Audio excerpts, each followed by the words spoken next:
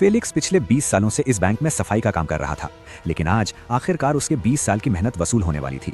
Felix 2 ton हीरे कचरे के बैग्स में भर लिए। फेलिक्स ने ठीक ठीक वो टाइम कैलकुलेट किया जब सीसीटीवी कैमरे स्विच होते हैं और सिक्योरिटी गार्ड्स की आंखों के सामने से ही आराम से निकल गया। अगले दिन जब लीसा ने उसे टाइम पर काम से निकलते देखा तो उसे समझ आ गया कि उनका प्लान सफल हो गया है। लेकिन थोड़ी ही देर में सब घबरा गए। बॉस ने लीसा को वॉल्ट में बुलाया और वहां उसे एक डरावनी बात पता चली। फेलिक्स ने कहा था वो सिर्फ कुछ हीरे लेगा, लेकिन उसने पूरा वॉल्ट खाली कर दिया था।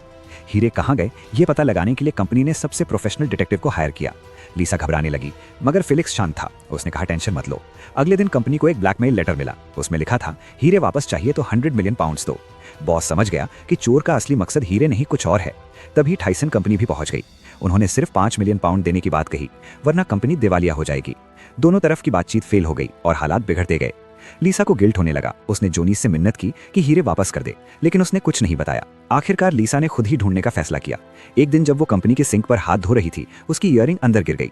उसे निकालने की कोशिश करते करते उसे अचानक समझ आया फेलिक्स ने हीरे कैसे गायब किए। उसने सिंक की पाइप्स बदल दी थीं और सारे हीरे पानी के साथ फ्लश कर दिए थे।